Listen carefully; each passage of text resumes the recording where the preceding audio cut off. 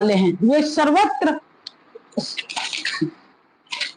सर्वत्र सब रूप में है, उन्हें कहीं आना जाना नहीं है, इसलिए वे वसुदेव जी के मन में अपनी समस्त कलाओं के साथ प्रकट हो गए।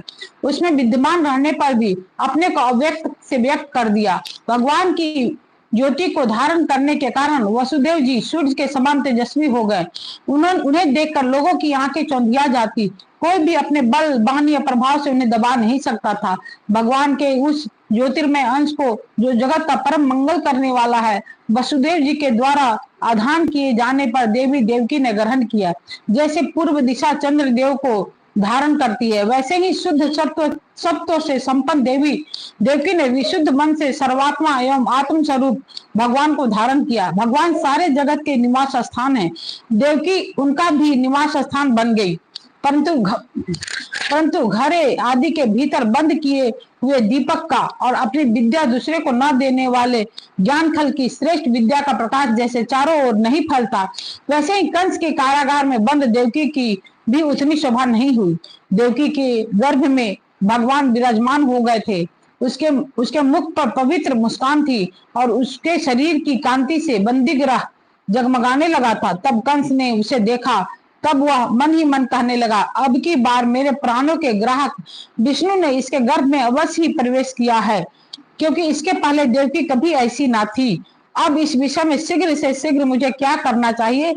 देवकी को मारना तो ठीक नहीं होगा, क्योंकि वीर पुरुष स्वार्थवश अपने पराक्रम को कलंकित नहीं करते। एक तो वह यह स्त्री है, दूसरे बहन, तीसरे गर्भवती है। इसको मारने से तो तत्काल मेरी ही कीर्ति, लक्ष्मी और आयु नष्ट हो जाएगी। वह केवल मनुष्य तो जीवित रहने पर भी मरा हुआ ही है, जो अत्यंत क्रूरता का व्यवहार करता है। इसकी मृत्यु के बाद लोग उसे गाली देते हैं। इतना ही नहीं, वह देह अभिमानियों के योग घोर नरक में भी अवश्य जाता है।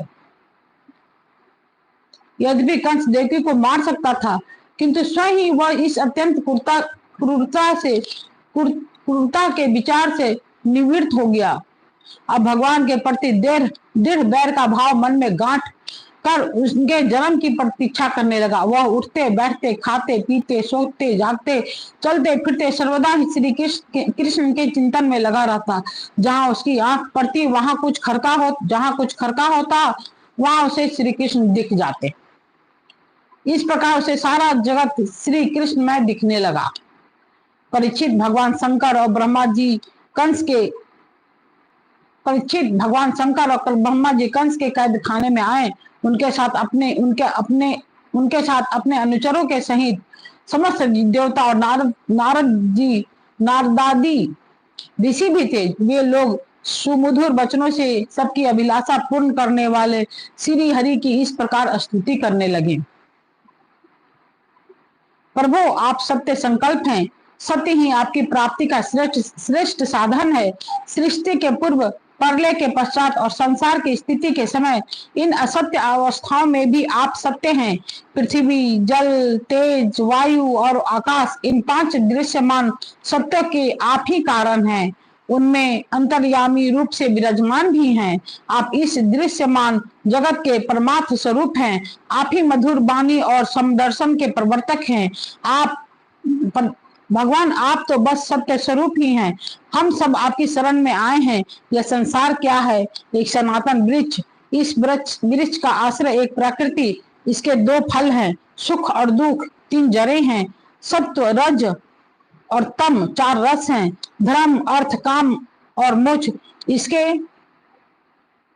जानने के 5 प्रकार हैं, स्रोत, त्वचा, नेत्र, रसना और नासिका इसके 6 स्वभाव हैं, पैदा होना, रहना, बढ़ना, बदलना, घटना और नष्ट हो जाना।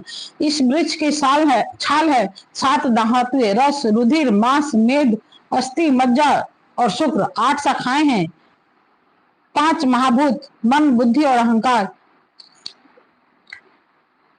इसमें मुख आदि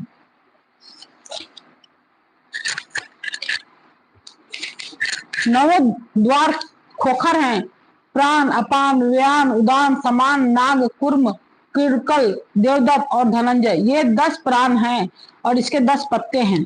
यह संसार रूप वृक्ष पर दो पक्षी हैं, जिस जीव